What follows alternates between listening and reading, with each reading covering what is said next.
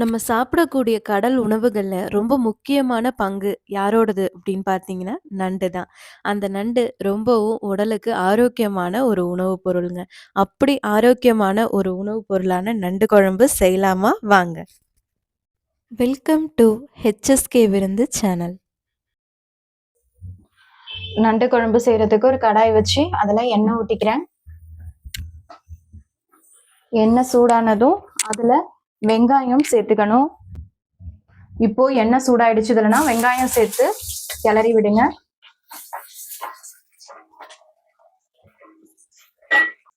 கருவேப்பிலை சேர்த்துக்கோங்க.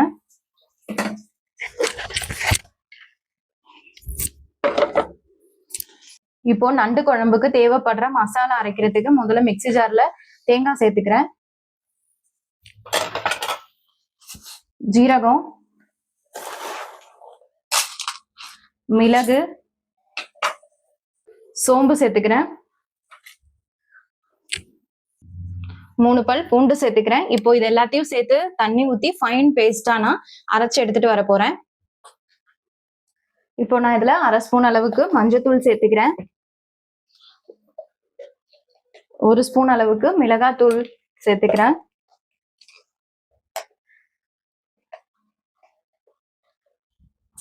ஒரு ஸ்பூன் காஷ்மீரி மிளகாத்தூளும் சேர்த்துக்கிறேன்.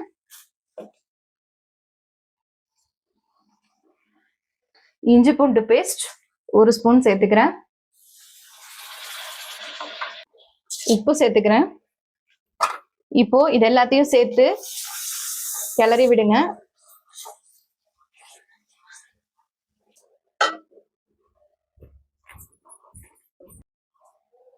இப்போ நான் நண்டு எடுத்து மஞ்சத்தூள்லாம் போட்டு கழுவி வச்சிருக்கேன். இப்போ நான் இந்த நண்டை இதுல நான் சேர்த்துக்கிறேன்.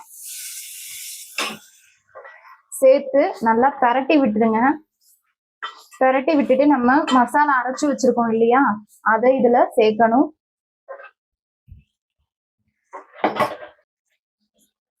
அரைச்சு வச்ச மசாலாவையும் இப்போ நான் சேர்த்துக்கிறேன். இதுலயே நான் கொஞ்சம் தண்ணி சேர்த்து கழுவி இதோட தண்ணியவே நான் எடுத்துக்குவேன்.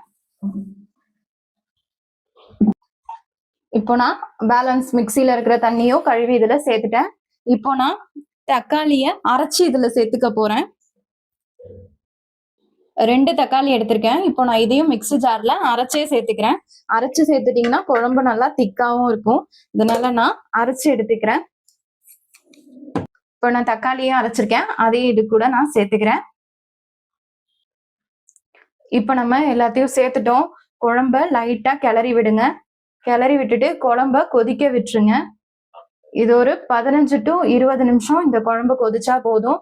நம்மளோட மசாலா அப்புறம் நண்டு எல்லாம் வேகிறதுக்கு அந்த நேரமே போதுமானதுதான்.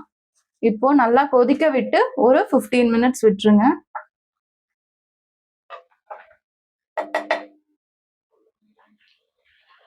இப்போ குழம்பு கொதிக்க ஆரம்பிச்சிருச்சு. இதோட நான் ஸ்லோ பண்ணிட்டு ஒரு 15 மினிட்ஸ் விட்டுறேன்.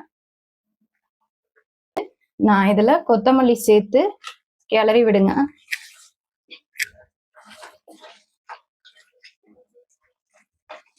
குழம்பும் நல்லாவே திக்காயிடுச்சு. இப்போ இத நீங்க ஒரு சாதத்துக்கோ இல்ல தோசைக்கோ இட்லிக்கோ எதுக்கு வேணாலும் நீங்க இந்த நண்டு குழம்பு சாப்பிட்டு பார்க்கலாம். சூப்பரா இருக்கும். இந்த நண்டு குழம்பு எப்படி இருந்துச்சுன்னு செஞ்சு பார்த்துட்டு கமெண்ட்ல சொல்லுங்க. மறக்காம நம்மளோட ஹெச்எஸ்கே விருந்து சேனலை சப்ஸ்கிரைப் பண்ணுங்க.